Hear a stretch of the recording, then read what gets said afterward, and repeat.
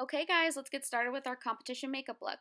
So starting with primer. Primer's going to help keep the makeup on all day as well as give the makeup something to adhere to. I recommend pressing it into the skin, starting with the T-zone or particularly where you get the most oily and then spreading out from there.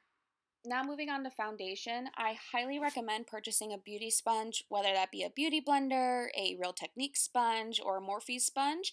You're going to want to get it damp under some water, wring it out, and then take the foundation. You can either dot the product on your face or put it directly on the sponge, and then press it into the skin, going along the neck and on the ear. As you can see in the video, I didn't have my actual sponges that I would normally use, and you can see that it's not as quite of an even application as I would normally do it. So that's just why I'd recommend the sponge. It just makes things seamless. Next is concealer. You're going to want to take the product and swipe in a triangle motion under the eyes, on the forehead, down the bridge of your nose, the chin, and I even like to do the jawline. And then from there, you're going to take the same beauty sponge that you use for foundation and pat the product into the skin and help blend it out under your eyes and in those new highlighted areas. What we're trying to do is bring dimension back into the face with the concealer. Then by taking a setting powder, whether that be a loose translucent powder or some type of pressed powder, you're going to want to set those new concealed areas. This will help prevent creasing under the eyes as well as help the longevity of the makeup. Now for contour and bronzing. So with this, you're trying to carve out the hollows of the cheeks to really give a more defined cheekbone. So how you're going to do that is have your dancer do like a duck face or fish face, whatever you like to call it, and in circular motions without getting too close to the lip, brush the bronzer along those hollows. Don't worry if you take the bronzer just a little bit lower than those hollows because we're going to bake, which will help clean that up.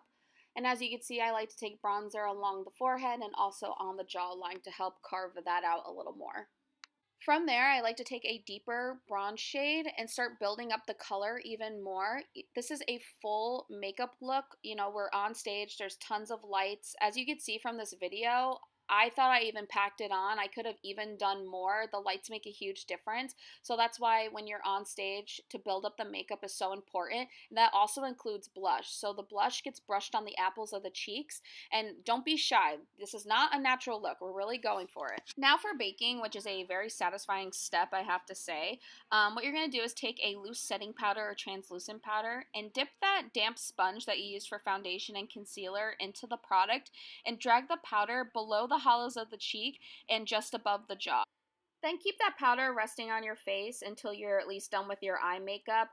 The reason we do this is not only to help cut the bronzer, so we're going to clean that up and give you a nice chiseled look, but this is also going to help with the longevity of your makeup because it's going to help set it as well as keeping from any oils or sweat pushing through the makeup during the long competition days.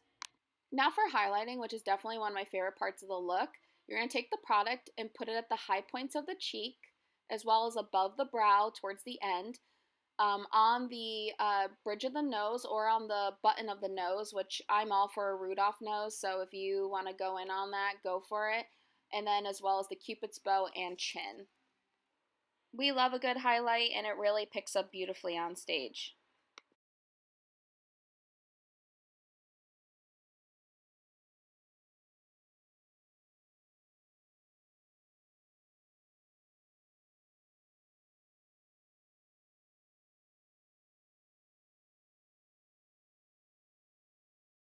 Okay, so now moving on to the eyes. The eye look is honestly not hard to achieve at all. If you just give yourself time to practice the look, then it will be really easy to achieve. So what I like to do is start off with a little bit of like a bone shade. So you could take some of your translucent powder or your setting powder and just dust it on there for a clean canvas.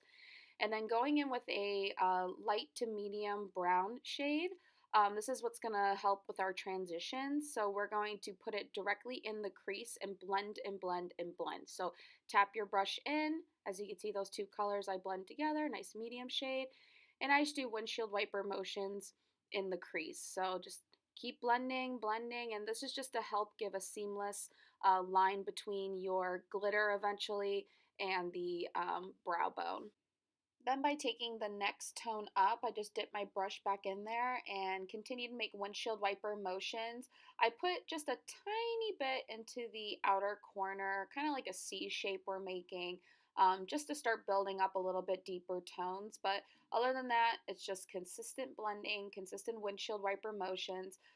Just try not to take it too far up to the brow bone and not too far low into the lid.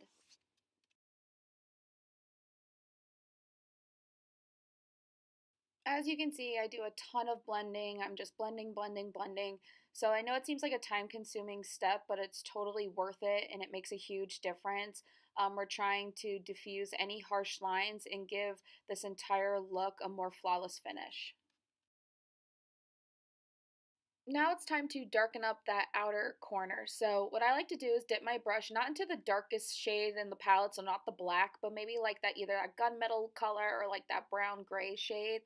And then I like to tap it and lightly dust it right into the outer corner. So we're making a C shape. We do not want any harsh lines. We do not want a solid V triangle shape on the edge of the eye. We want a seamless finished look on the ends.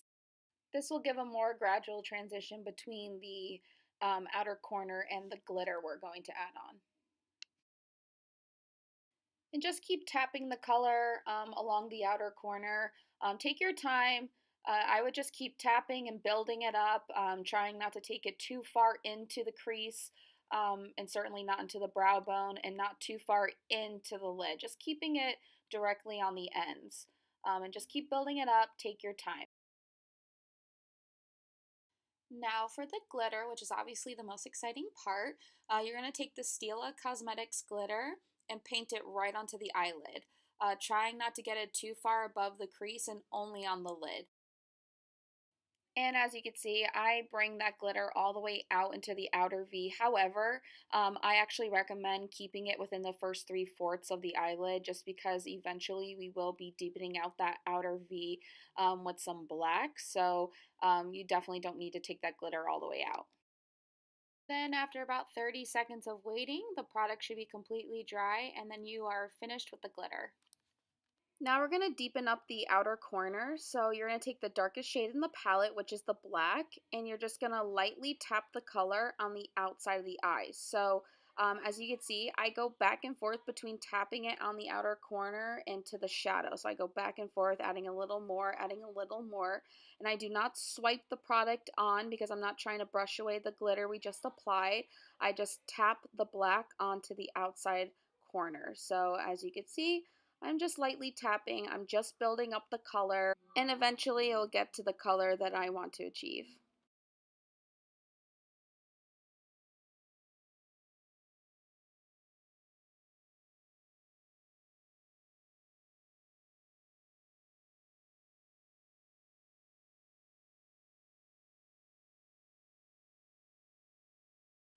Then I just take the first shade in the palette, which is just a beautiful shimmer shade, and begin to highlight the brow bone as well as the inner corner. This is just going to add that extra pop and really finish off the look.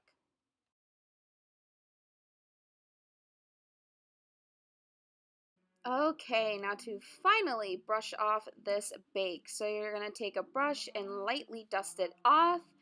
And as you can see, the finished product, it leaves you with a clean, cut, and precise look. We really chiseled out the cheekbones by doing this, and it really cleaned up everything.